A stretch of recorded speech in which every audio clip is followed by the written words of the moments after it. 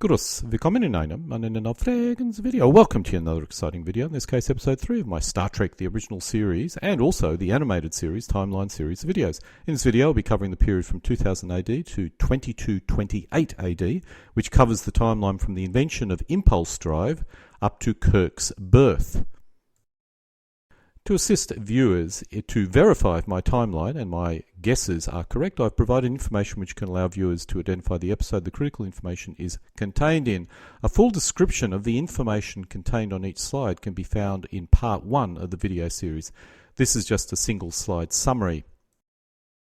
When Gene Roddenberry created Star Trek back in 1966, he had a vision which remained basically consistent over the following 3 years. The animated series and early movies retained this consistency in the most part. When The Next Generation was released in 1987, Gene's vision had changed and the past needed to change in order to be consistent with this new vision. This video series will look at the original vision of Star Trek. In the episode The Savage Curtain, we discover Colonel Philip Green led a genocidal war in the 21st century. This could not be a world war and was likely a minor country engaging in a war with another comparatively minor country on Earth. The war had to be completed by 2055 to allow for United Earth to launch the SS Valiant. I've selected 2000 as a possible date for the war, as the sources does state early 21st century and probably only lasts a year. This is, of course, a wild guess, but it's my wild guess. The war would have needed to be short, sharp, and involve minimal infrastructure damage. I'd suggest the result could have been the formation of the United Earth Territories Organization, involving all countries on Earth, at least initially. Current Star Trek canon assumes Colonel Green was involved in eliminating mutations caused by World War III and the Eugenics War, and was anti-alien in nature.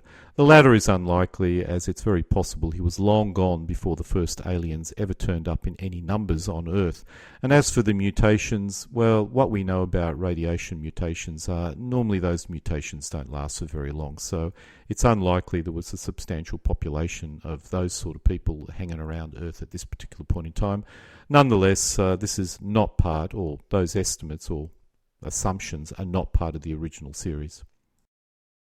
In the episode The Changeling, we discover Earth sent a probe called Nomad out in the early 2000s to search for new life forms. The diagram says 2002. It was damaged and eventually merged with a powerful alien probe. As it was heading towards Earth, possibly it was coming from the far side of the Malurians, which presumably were an alien race beyond Federation space. Unless it was randomly moving around, it must have travelled an immense distance.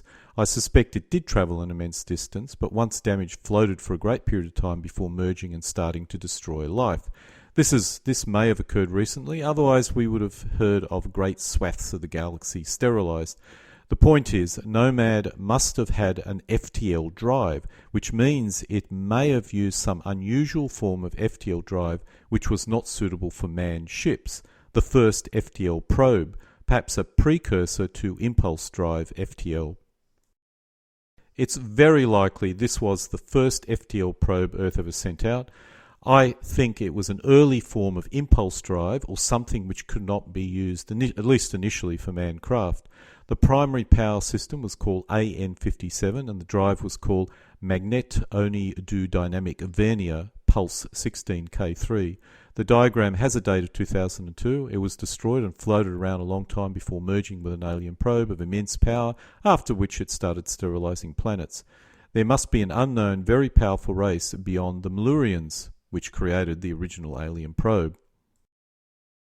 The US completes the Earth-Saturn probe using a DY-300 or DY-400, possibly, class spaceship in 2009.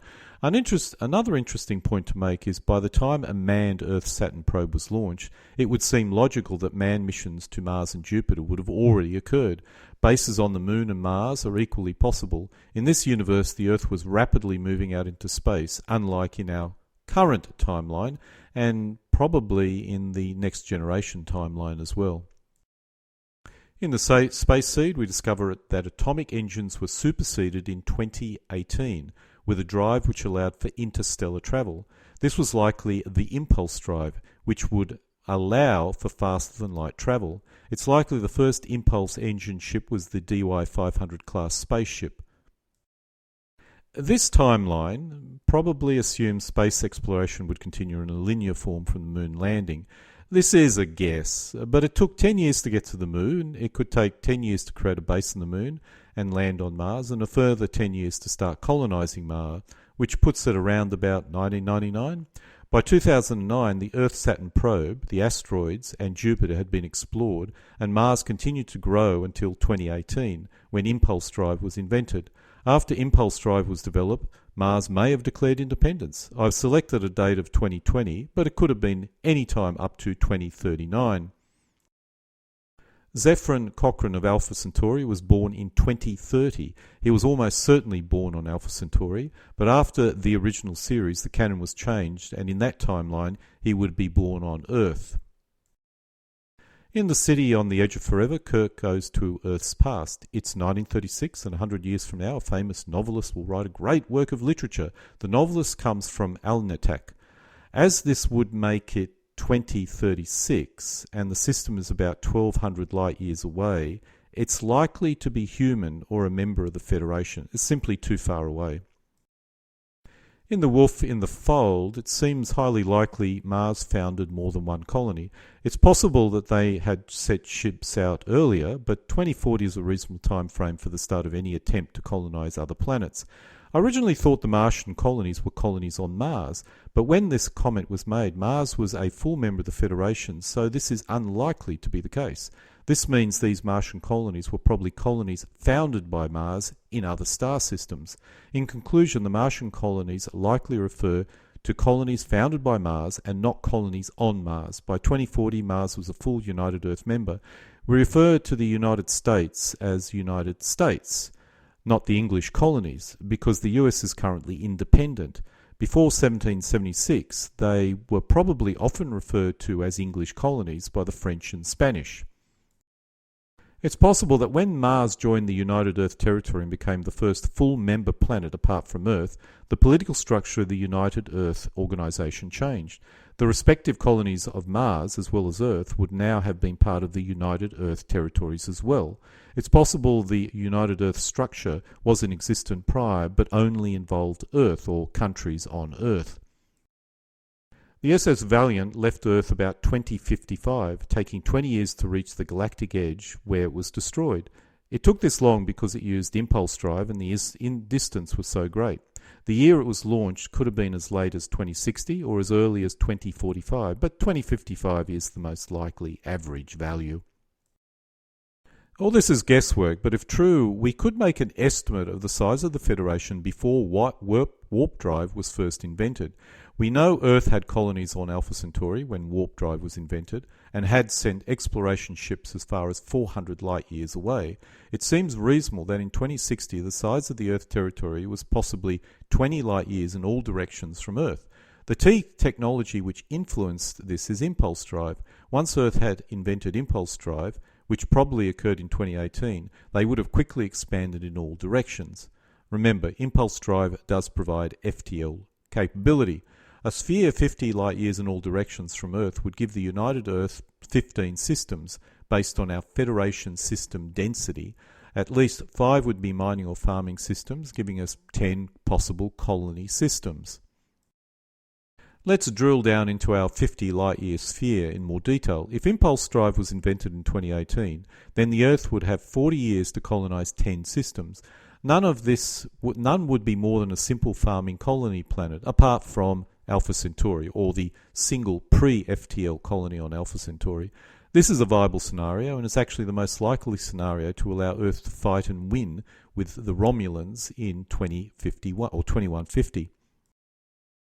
In the episode Mirror, or the production episode 12, civilization on Earth 2 collapsed 200 years prior, which makes it 2060 if the current year is 2260, or 2064 if the current episode year is 2264. Spock states it was the same as Earth in 1960 when it's collapsed, which is why it could be 2260, or more likely it's 2264. This is not specifically important, but makes the planet more of an identical copy of our Earth. The only difference is it was 100 years behind our Earth. I should note by convention the first year of the Enterprise mission is not considered as 2260, instead it's considered as 2264. As this date is the most often used date, I'm going to use this date to base all my other dates on. The first edition chronology of the Star Trek timeline notes that Cochrane's invention of warp drive must have been at least 200 years prior Where No Man Has Gone Before episode, and suggests a date of 2061, noting that Cochrane would be 31 years of age that year. The SS Valiant was an early impulse drive starship which explored the edge of the galaxy and was caught in a magnetic storm and encountered a strange barrier, after which it was destroyed. The estimate is the Valiant was destroyed in 2061 or 2063, or most likely 2065. The episode is assumed to be occurring in 2264, that is the episode Where No Man Has Gone Before. We know the SS Valiant used impulse drive, but this must be a type of impulse drive which allowed for faster-than-light travel. The Valiant left Earth about 2055, taking 10 years to reach the galactic edge, where it was destroyed. The SS Valiant may have looked like the ship in the bottom left of the screen. Levinas 5 is a system which contained an alien civilization which was destroyed in 2064 by an alien single-celled creature. It was the second of the 3 known civilizations which were destroyed in this manner. Federation scientists would have conducted some investigation on this planet. It could have been reasonably close to the last system affected in this manner. It's probably located outside Federation space, perhaps 700 light-years from Earth. The Federation may have established an outpost colony very close to support this investigation before 2264, and I suspect this outpost colony was what the single-cell creatures used to get their first FTL spaceship. In the episode Charlie X, we discover an alien planet called Thasus, which is inhabited by an alien race called the Thasians. The Thasians do not have corporeal form, which they abandoned centuries ago. This event, that is the abandoning of corporeal form, can have occurred no later than 2064 and probably occurred much earlier. In the episode The Jihad, we discover another alien race, the Score. The Score were a military race which could breed armies rapidly, and I suspect were a real nuisance to everyone around them. In 2067 AD, they became a peaceful race because of the Allah race, who is from the planet Vendala. In 2 standard years, the existing Score could breed an army of 200 billion warriors, although how these warriors were going to get anywhere off their planet is a real mystery. In the episode The Slaver Weapons, we discover the Kins and humans fought 4 wars, the last being 2065. This actually is viable and possible, and warp drive was created in 2061 AD. The earlier wars, as a result, may have been an incentive to develop the warp drive, as well as, other incentives, obviously. I have to assume these were minor wars, with the Kins being on a single planet, and the first 3 wars being closer to Kins raids, with the 4th being the human effort to eliminate this annoying threat. If the wars were larger, they would have had a more significant impact on the human expansion, but the wars may have helped the Earth to form a military. Perhaps the Bonaventure was built to conduct the 4th war, although I kind of doubt it. The Kins planet must be close to Earth, perhaps 50 to 60 light years away for this to be viable. The Kinsiti, the Kins, and stasis boxes all come from another novel series, in this case novels written by Larry Niven. While there is no issue introducing the slavers, Kins, and status boxes to the world of Star Trek, I will need to ensure we do not mix it up with the Larry Niven short stories. There are a lot of differences between the episode and the short stories, so I assume only the elements which would fit into Star Trek which were used in this episode.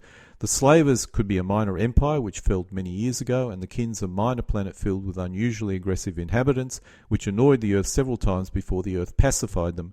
In this world, the Kinsiti are not permitted phases, possibly because they're unreasonably aggressive. After the 4th war in 2067 AD, the Kins were forced to sign the Treaty of Sirius, indicating this system, that Sirius, was close to the Kins planet. In the episode The Time Trap, the Enterprise finds a Federation starship, the Bonaventure, which is supposed to be the first ship to have warp drive installed. I assume this is a proper starship, which means a military-capable ship. and the first official starship with warp. There was clearly some experimental ships prior to this, but let's say this is the first actual proper starship with warp. Warp drive was created in 2061, so this could imply this ship was built sometime in the following 5 to 10 years, which does seem rather early. I'll assume 10 years for now, making it 2071 AD. While the first warp ship could have been a Bonaventure, it's almost certain that this is not what it looked like. It must have looked a lot smaller and more primitive than this, which looks like a slightly dumpy version of the Enterprise. This is not part of the original series canon, but I cannot resist including T'Pol's birthday. In Season 3, Episode 24, 0 Hours, while taking a trip on February the 14th, 2154, T'Pol states that she will only be 66 years old on her next birthday. This places her birth in 2088 or 2089, as measured on Earth, making her 62 or 63 years old at Broken Bow. T'Pol was born the only child of Teles, an instructor at the Vulcan Space Academy, and her never-named husband, that is, husband of Teles and father of T'Pol. Per Vulcan tradition, T'Pol was bonded with a Vulcan named Kos while they were only children, expected to marry as adults. In the episode Wolf in the Fold, we discover the Martian colonies experienced a series of murders in 2105, which was 150 years prior to the episode Wolf in the Fold.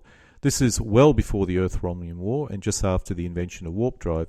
It's assumed these colonies were reasonably developed by this year, as why would the evil creature go to a sparsely populated place? The United Earth territories probably spanned 50 light years from Earth in 2060, so this planet was probably in that area and had 40 to 50 years to develop. The Federation lost their first ship at the Turian system in 2117. I expected this was probably an early exploration ship, possibly an early warp drive ship as well. In the episode Metamorphosis, we discover Zephyr Cochrane goes missing in 2115 or 2117 at the age of 87. Alpha Centauri was almost certainly a member of the United Earth Territories by 2150, more likely much earlier. The colonies in Australia were independent 100 years after colonisation, so I'd guess 2120 could be when it could have become independent and a full member of the United Earth Territories. Could be later, but my wild guess is 2120, and this is probably the first member of the United Earth Territories outside of the Sol system. Just as an FYI, while not part of the original generation timeline, a model of the Horizon, a Daedalus class starship, on Cisco's desk in Deep Space Nine is shown here. If it was introduced in 2140, it would have been involved in the Romulan-Earth Wars. In the episode Balance of Terror, we discover there was a war between Earth and the Romulans a century ago, based on the episode Balance of Terror, which is called the Earth-Romulan War. The estimate is the war occurred about 2150 and may have lasted until 2159. In the episode Wolf in the Fold, we discover an alien non-corporeal form which feeds on fear called, among other things, Redjack. It was on Earth about 1900, so it would be interesting to determine how it actually got there. It claimed to have lived from the dawn of time, so may represent a very early life form. On the other hand, what would it feed on at the dawn of time? The creature murdered 10 women on the planet of Heliopolis, Alpha Iranti II, around 2156. This probably represents the final borders between the two territories at the end of the Earth-Romulan War, which probably occurred in 2159 or 2160. The yellow dotted line represents the border at the beginning of the war. It must be noted most of the planets involved in the fighting were probably very sparsely populated. It takes time to colonize a planet, and the outer 100 light years layer had no more than 50 years to do so. Most of the territory taken by the Federation, and probably lost at the beginning of the war by the Federation, the planets would have had few, if any, inhabitants on them. I would expect either side would evacuate any inhabitants if he knew an attack was coming. As we discover later, most farming colonies probably only start with about 100 colonists, so there wouldn't have been many people in these planets, and it would have been comparatively easy to evacuate them. There is one wild card, and that is the mysterious allies mentioned in the Balance of Terror. I'm uncertain where or what they were. My guess is the few alien races which joined the Federation when it formed, Perhaps Vulcans, Andorians and Tellarites may have been these allies. It's likely their involvement in the impact was comparatively minor. The Federation was formed about 2161. This was certainly a response to the Earth-Romulan War. Initially, the Federation mainly consisted of human planets, but must have included some alien planets as well, possibly the mentioned allies of the Earth-Romulan War. In the episode Journey to Babel, we learn Sarek, which is Spock's father, is 102 years old, which means he was born shortly after the Federation was formed in 2161 and just before the SS Archon was destroyed at Beta 3. Sarek is retiring at an unusually young age for a Vulcan, most likely due to his health issues. According to Memory Alpha, Sarek, father of Spock, was born in 2165 rather than 2163. In the episode Operation Annihilate, we discover a planet, Denver. Denver was first colonised in 2164, acting as a freighting line base in this area of space, servicing a number of Federation mining planets. It was probably about 200 light years away from Earth. Kirk's brother Sam and his wife Aurelian immigrated to the planet sometime before 2264. Theta Cygini 12 is a system which contained an alien civilization which was destroyed about 2164. It was destroyed by an alien single-celled creature and was the third of the three known civilizations which suffered this fate. This system was probably close to the other affected systems, as the alien single-celled creature could be moving between systems, or most certainly moving between systems at sublight speed, perhaps at the very most, 10 light years between planets or systems. The date is a guess and could have been any time between 2064 and 2260. If 2164 is correct, this occurred about the time Denver was colonized, which implied it was a significant distance from Federation space. My guess is 700 light years from Earth and 500 light years from Denver. In the episode The Return of the Archons, we discovered the Federation sent a starship called the SS Archon to Beta 3 planet 100 years ago. It's assumed that this was in 2164, which was after the Earth-Romulan War. The spaceship was destroyed by Landru. While this episode does not specifically state the ship was an Earth ship, it's reasonable to assume it was an Earth ship, as it was the Enterprise which was checking up on it. The Federation was only 3 years old at this point, so the Archon may have left for its mission before the Federation was even formed. I doubt it was sent during the Earth-Romulan War, but you never know. The planet where the Archon was lost was called Beta 3 in the star system C111. This would be classed as an alien Federation planet, but with a population which partially consists of human, and the rest were so close as to be indistinguishable, humanoid basically. The crew of the Archons, landed on the planet and were absorbed, which implied the inhabitants were human. This is unlikely, but the inhabitants of Beta 3 may have been human enough to look the same, but not to interbreed, perhaps. This means only part of the population of the planet is human.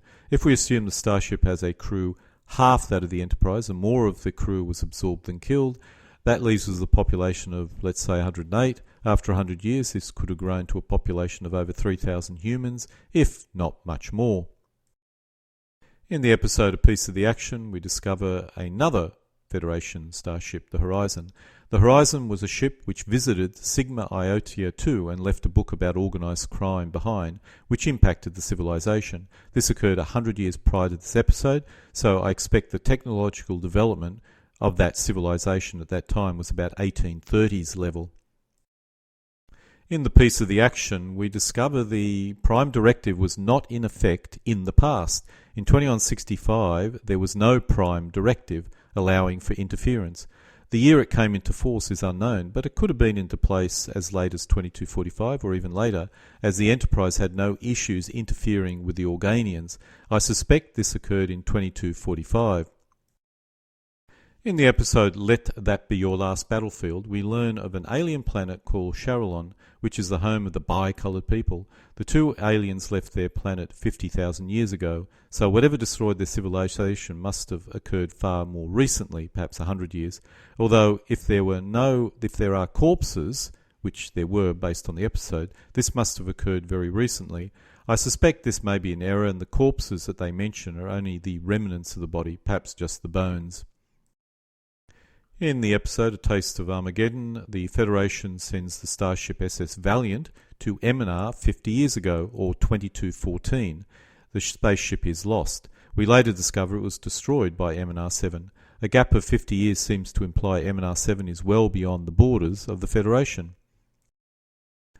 James T. Kirk, or James R. Kirk, is born in 2228 AD. I have no evidence from the scripts for this, but this is the year according to Okuda, so I'll take that unless I find some other evidence to prove otherwise. This shows the so-called tombstones, but unfortunately the star dates there don't really help very much. And so we come to an end of part 3 of my Star Trek The Original Series timeline, in this case covering everything from 2000 AD to 2228 AD. The episode scripts can be found using the URL shown. Alle guten Ding kommen zu einem Ende.